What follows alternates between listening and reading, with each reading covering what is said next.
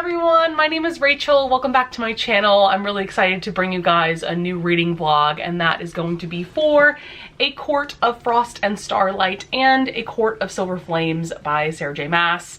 Those of you guys that may not know, these are the two latest installments in her Court of Thorns and Roses series, and I am so pumped to read both of these for this vlog and give you guys all of my thoughts. Now, just like with all of my reading vlogs, I will not be talking about any major spoilers in this vlog. Also, I want to point out that I have done reading vlogs for the original trilogy of this series. I'll link that playlist up in the cards above if you're interested. But yeah, so if you are someone that has not read this series yet, or you haven't gotten to A Court of Silver Flames yet or anything like that, like, just rest assured that you will not be spoiled for anything.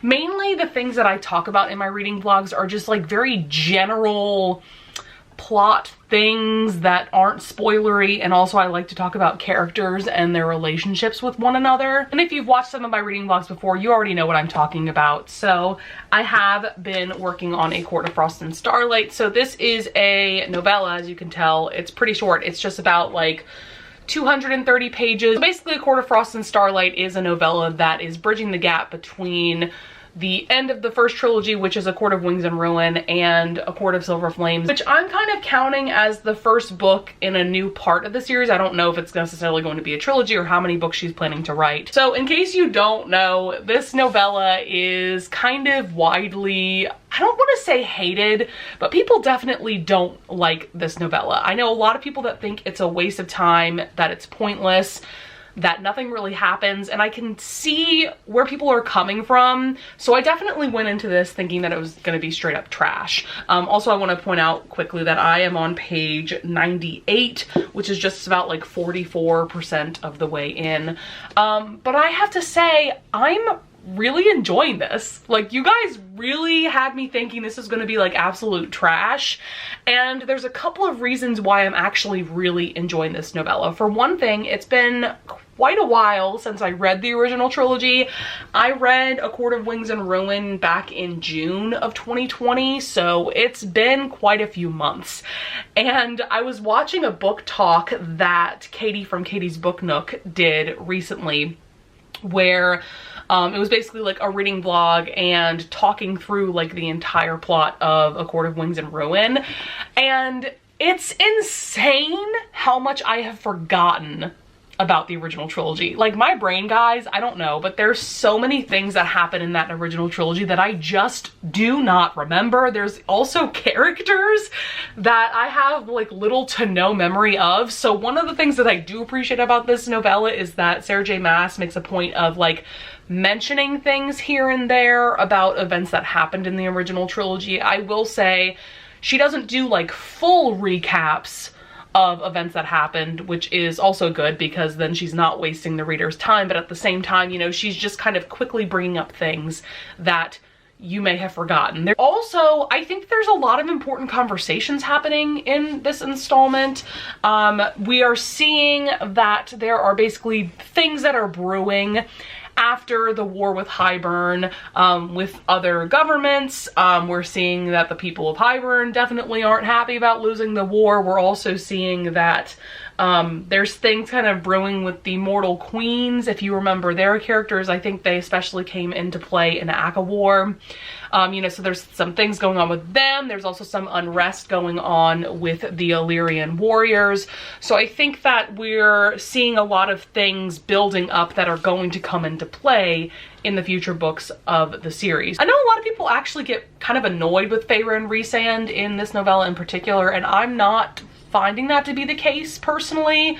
I kind of like that we're seeing snippets of Feyre kind of getting back into painting. So yeah, I think that's going to be it for my discussion for now. I'm definitely going to finish this today. It's just about, let me see, it's just about 3 p.m. so I'm definitely going to finish this today. I have about 3.5 hours left of the audiobook. 2 hours later.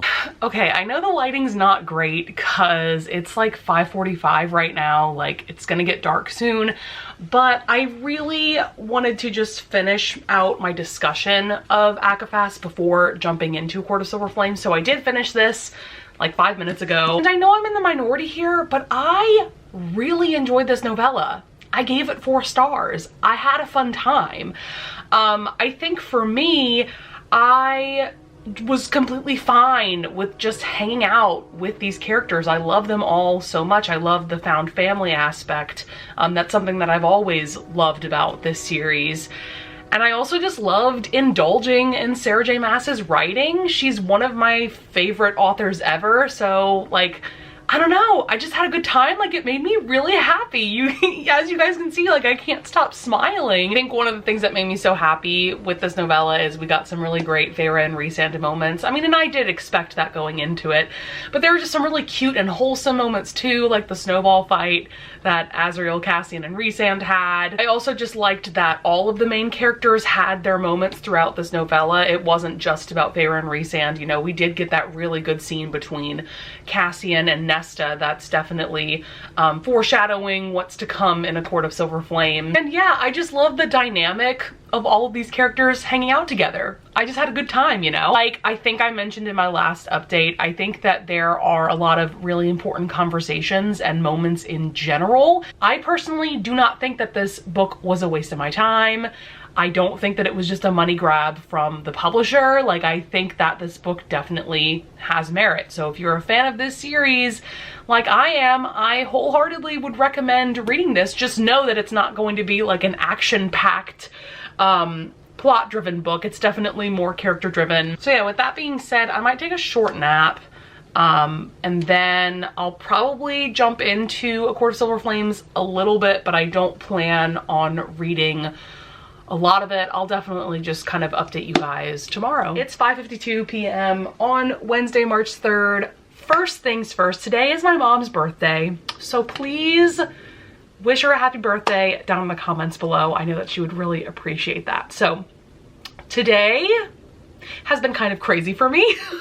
Like, I'm like low-key, high-key stressed right now. Okay, so I'm gonna get to the reading update in a minute, but just so you guys know, I got up to page 107 last night in A Court of Silver Flames. I will discuss that in a minute, but I haven't been able to read it all today, and it's like low-key killing me because I'm loving this book so much. So today we had to go do a grocery store pickup. Like, we just go to Walmart and we do the pickup thing, so they bring the groceries to you, which is amazing. And then I got back and I quickly had to put on some makeup. That's why I'm looking a little more fresh faced today. Yeah, so I had to put on some makeup essentially because I absolutely needed to make some music recordings today before teaching my voice lessons for the day. So I recorded my part in Rewrite the Stars. You guys may be familiar with that song. It's from The Greatest Showman. Ben, a really great friend of mine, wanted to record it as a duet. So basically what I have to do is go to the studio where I work at, and with an earbud in my ear playing the backing track, I then record my voice and like my video and everything. And then I have to edit those two things together, send it to Ben, he records his part, then I have to edit his part into the duet. So that's how I'm able to do duets virtually, basically. And it's been fun, but it's also a lot of work, and it's just a lot of like nitpicky, like trial and error, things like that. That will definitely be posted on my Instagram when it gets posted. So if you're not already following me on Instagram, definitely go follow me. And then I also had to record videos of some classical art songs by Brahms, who was a German composer. Basically, I am a part of a music club, and they have a monthly meeting every month where they feature a performer. And so this month I'm the featured performer. So I had to record videos to that so that I could send it off to them, because they're doing videos by Zoom, so that they could just play my video during the Zoom meeting. So yeah, it's been a crazy day. Like, I had to record all of those songs, and like one of the songs in particular just like wasn't going well. And so I taught one of my voice lessons, and then in between my two students, I had to re-record that song that was giving me problems. So I finally got it all recorded, and thank God, because I was losing my mind. Okay, so like I said, last night I got up to page 107, and just like with all of the other Sarah J Maas books that I've read, I am fully annotating this, meaning that I am putting tabs and underlining my favorite quotes and things like that. The basic premise of this book, like I said earlier, there will be no major spoilers, but I am going to give like the very basic plot that is introduced like right at the beginning of the book. Okay, so this book is essentially from the POV of Nesta and Cassian. Cassian has been a character that I have always loved. I think he's just such a funny guy, but he's also got a lot of depth to him, and I think we're gonna get a lot of that out of this book for sure. I don't think it's gonna be all about Nesta for sure, but Nesta is also a character that I have struggled with, especially in the first book, A Court of Thorns and Roses. I despised her. I kind of hated her in the second book too, but then by A Court of Wings and Ruin, things happened to her. I'm not gonna say what, but very traumatic things happened to her. And so in this book, we're seeing how she's dealing with that. Maybe it's not the best way to deal with trauma, but it's her way of coping. And so basically at the very beginning of the book, Feyre and Rhysand and like the entire inner circle call Nesta to the house to be upfront with her. And so Feyre gets real with her, and I'm not quite sure how to feel about it, because on the one hand, like, I do feel like Feyre is right in the things that she says to Nesta, but I don't think that the way she went about this confrontation was the best way, if that makes sense. Just given what I know about Nesta's personality. Basically, Feyre's like, I am done with you destroying yourself. You're drinking, you're gambling, like I said, having sex with strangers. Like, you cannot keep doing this. You are going to destroy yourself. But basically, Feyre gives her this ultimatum of either you go live in the House of Wind, give up drinking, train with Cassian to fight, because at this point in her story, like, she's very weak, she's very thin, she doesn't really eat. So yeah, she's like, either you do this or we will banish you to the human realm and good luck living there, because now nobody wants you. So I'm obsessed with that plot setup. Obviously we were going to have to set it up so that Cassian and Nesta would be, you know, in force proximity together and all of that. I do think that there's some very interesting conflicts coming up in general in this world, because now we're dealing with the mortal queens, that they were definitely an issue in the original 3 books, like especially in ACOWAR, like we see that they were a problem. But now in this book, we're seeing that these queens could definitely pose a huge problem for Prythian in general, for the inner circle, for everybody, basically. That's really about as in-depth as I'm going to go about the plot, because like I said, I do not want to spoil anything for anyone, especially if you're someone who has never read this series before yet. You know, I sincerely hope that these vlogs encourage you to. So, like I said, I'm only 100 pages in, but like, from page one, this was like chef's kiss amazing. So the very opening of this book, the very first 3 pages of this book are from Nesta's POV during the traumatic thing that happens to her in A Court of Mist and Fury. And like, talk about an iconic way to open a novel. Like, I was immediately in it. And something about the way that Sarah J Maas is writing this book, like, I'm immediately a fan of Nesta now. Like, that's crazy, because like I told you guys, I hated her in the past books. And now that it's her POV, like, what? Like, I'm rooting for her right away. It didn't take me like any time at all to be on her side. Like, I totally understand where she's coming from now. Like, it's crazy. And honestly, between this book and House of Earth and Blood, the first Crescent City book, like, Sarah J Maas is truly at her writing peak right now. And it is so exciting to see, because I've read all of her other books, and just seeing the journey that she has taken as a writer, like, it's so exciting, and it low-key makes me emotional. Like, I'm just, I'm so excited to read more of this book. To be honest though, I don't know how much I'm gonna get to read today, because like I said, it is my mom's birthday, and I know that we have plans to probably watch some Schitt's Creek. We've recently gotten into that show, and my mom is now obsessed. I am too. I don't know how much I'm actually gonna read of this today. Also, I need to edit videos and edit all of that music that I recorded today. So maybe if I get all of that music edited, I might insert some clips from that in this vlog, but we will just see. So yeah.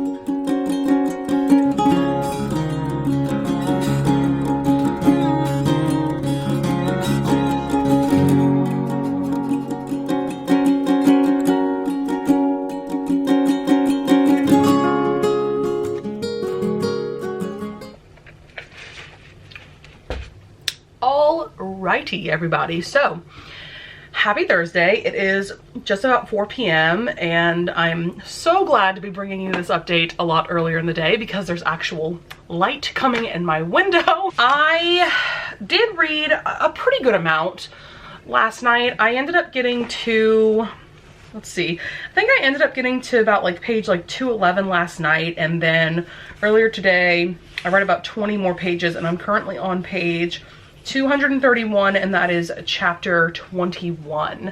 So I'm still loving this book.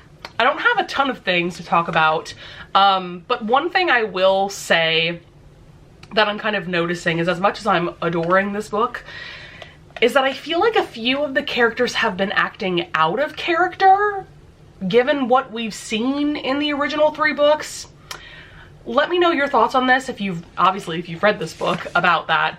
For one thing, I feel like Feyre and Rhysand have been acting a bit out of character. Like, I just feel like they've been almost like unnecessarily hostile to Nesta, but definitely Rhysand is like a little, it's almost like yikes how antagonistic he's been towards her, especially like at the very beginning of the book when there was that scene that I talked about in my last update where they were confronting her about her drinking and gambling and all of that.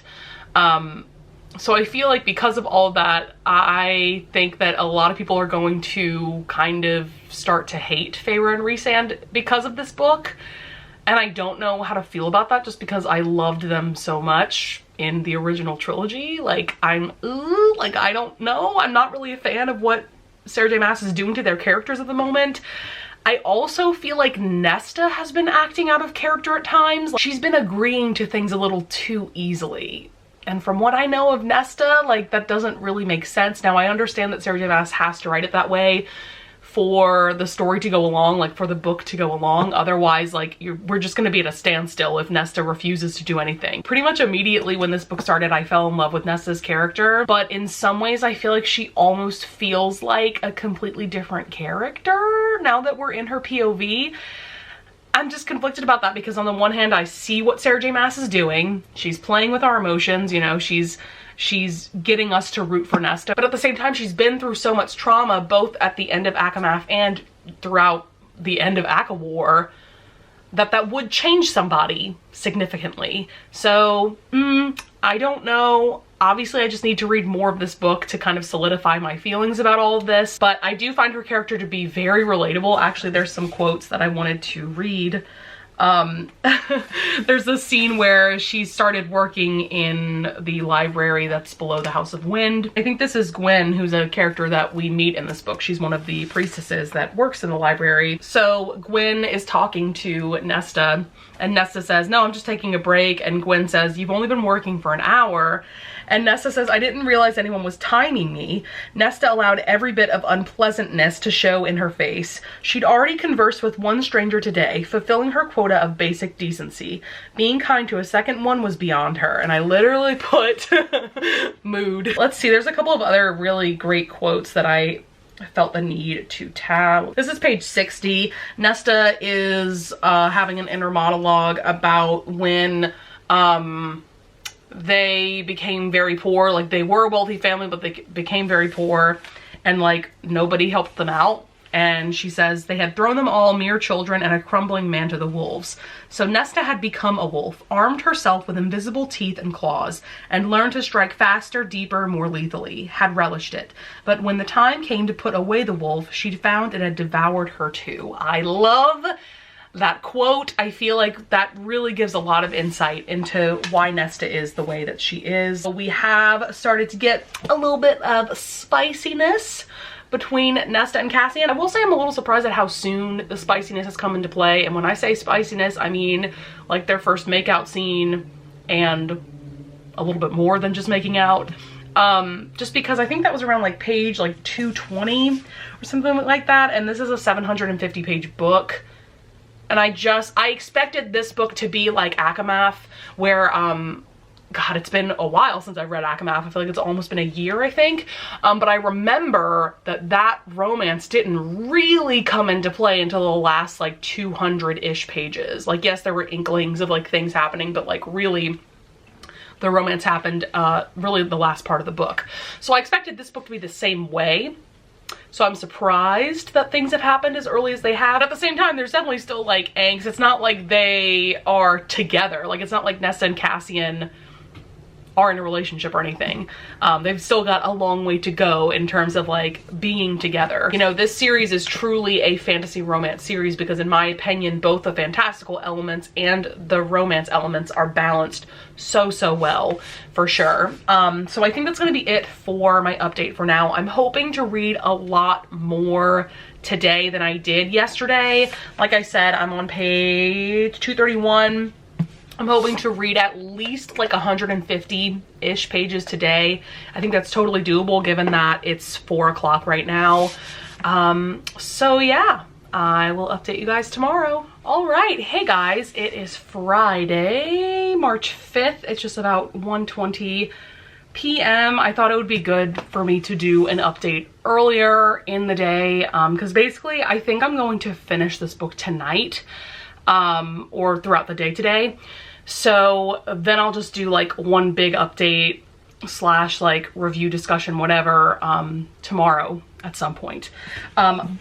So reading update. I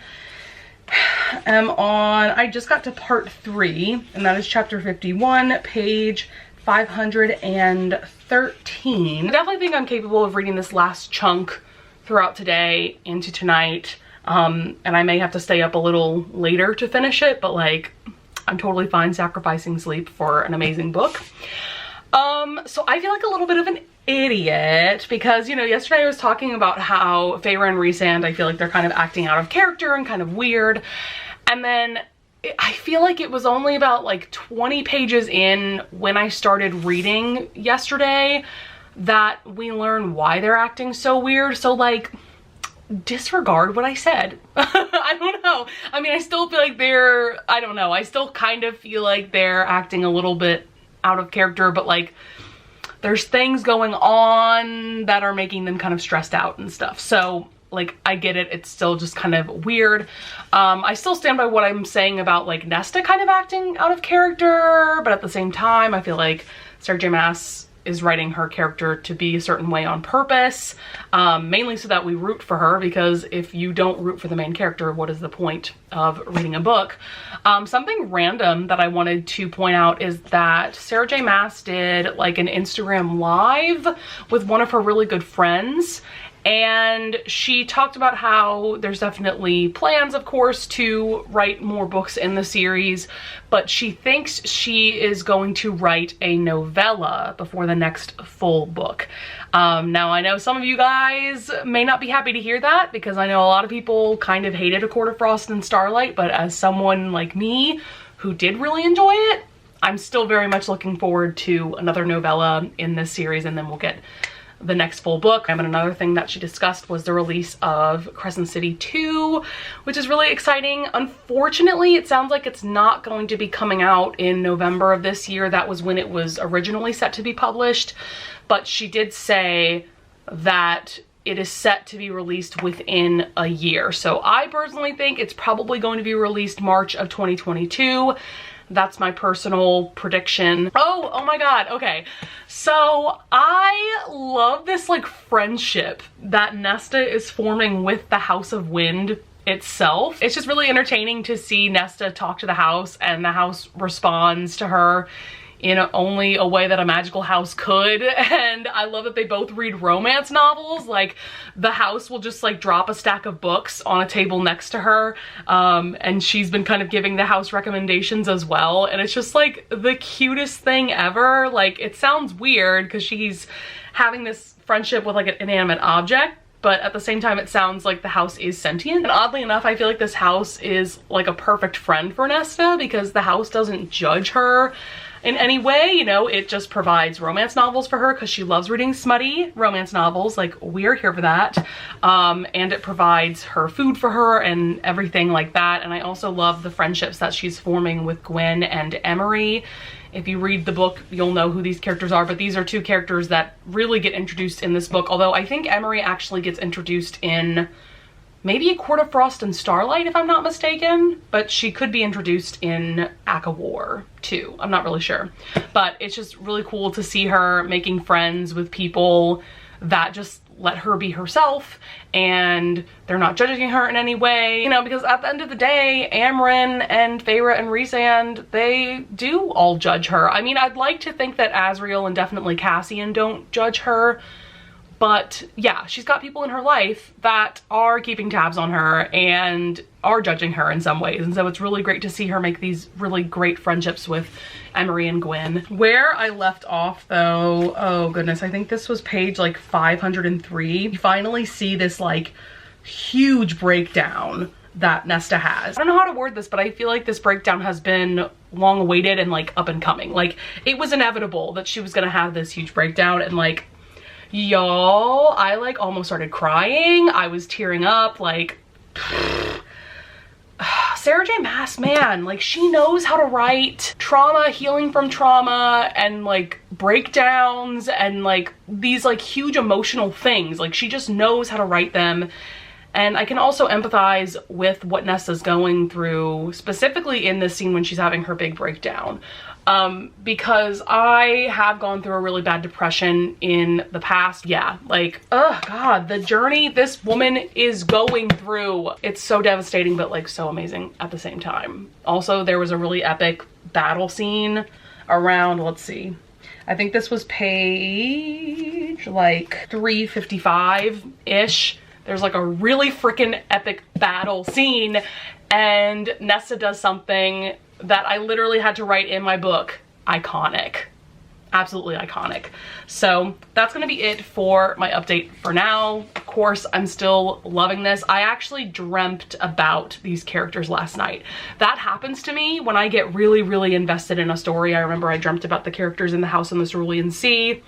I've definitely done that before, but it's really only if a book really, really impacts me like this one is. That's going to be it for this update, and I will talk to you guys tomorrow when I finish it. All right, guys, it is Saturday morning. I mean, it's almost Saturday afternoon because it's 11:50, and I have a Zoom work meeting in 10 minutes, so I thought now would be the perfect time to give my final thoughts, all of that, close out this vlog. I don't even know where to start with these thoughts. Okay, I'm just gonna I'm just gonna reference my notes app. Okay, something that I love about Nesta's character is how much she loves music and dancing. That's something that I can definitely relate to. It kind of reminds me of Aelin in the Throne of Glass series, how much she loved music and theater, and I think she loved dance as well. So I like that connection between the two series. Also, the ball scene was everything. There's a ball that happens later on in this book, and it was just so, so good. It definitely gave me vibes of the Court of Nightmare scene from Akamath, A Court of Mist and Fury. And the scene in this book definitely wasn't nearly as like spicy as the Court of Nightmare scene by any means.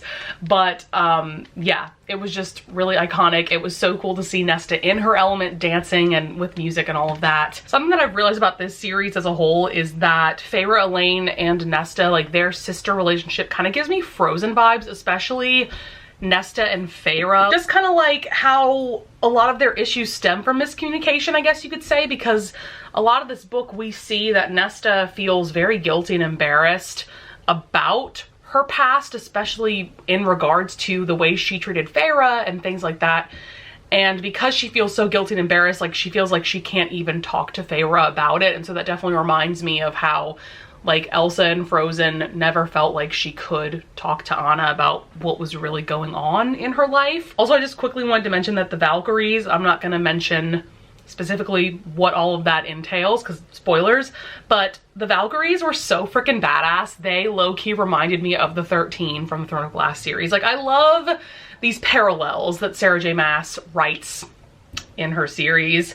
Also, oh my god, that ending. When I say that ending, like, yes, the very, very end, like the last chapter, which I think was like 2 or 3 pages, I thought that was like the perfect way to end the story. I teared up, I was crying, like it was beautiful. But also the scene, I want to say it was around page like 725, and holy shit, like, god, that scene like really showed Nesta's potential and like her really coming into her own in a lot of ways. And like, and also in regards to that scene, I'm so glad that we got a really good reconciliation scene between Rhysand and Nesta. That was something that I was like begging for while reading this book, because we see that Rhys is so hostile towards Nesta and she's hostile towards him. Like, they definitely have a yikes relationship throughout a lot of this book. And I'm just so glad that SJM gave us that reconciliation scene. Like, that made me tear up too.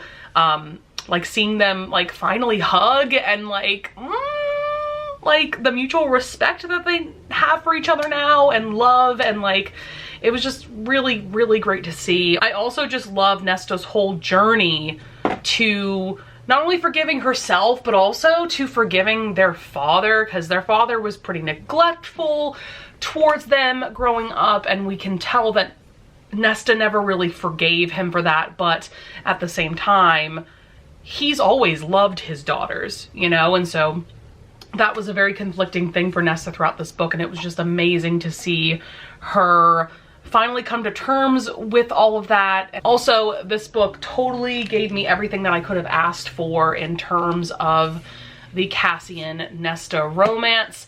This book is totally their A Court of Mist and Fury, and I'm loving that this series is kind of going in the direction of like every major character getting their own Akamath, getting their own like truly epic romance story. It's a beautiful direction to go in for this series and these characters. Before closing out this vlog, I do want to quickly mention Tamlin and Lucien. So their characters are featured a bit throughout this book. And Lucien is a character that in the first couple of books I was very intrigued by him, but I said this in my Aka War vlog, that I feel like Sarah J Maas kind of dropped the ball in terms of his character, and I just feel like he could be offering so much more to the story than he is. And I feel like that didn't really improve in this book by any means. Like, yes, he's in a few scenes here and there, but I've just realized that anytime he's on the page, I just feel very indifferent. And that makes me a little bit sad, because I just feel like his character has potential. I feel similarly about Tamlin. I feel like the direction his character went in this book and in A Court of Frost and Starlight, I think we see him in Agathas, yes. I find that a little bit disappointing too, just because how his character arc ended in Aka War. I felt like there was a glimmer of hope for him. And in this book, we're seeing that like he's getting worse. He's still very much an asshole. Like, I think his character also has potential. So I'd like to see Sarah J Maas do something with his character in the upcoming books. That is all of my non-spoilery thoughts on A Court of Silver Flames by Sarah J Maas. So happy with this book. Of course I'm giving it 5 stars. I am not going to be surprised if this is going to end up in one of my top 10 favorite books of 2021. It was just that phenomenal of an epic fantasy romance, everything that I could have wanted from Nesta and Cassian's story. So yeah, with that being said, that's going to be it for this video. I would love it if you would leave a comment below if you want to tell me your thoughts about this amazing book. Of course, keep it non-spoilery since this vlog is non-spoilery. And yeah, with that being said, I will see you guys in the next video. Bye!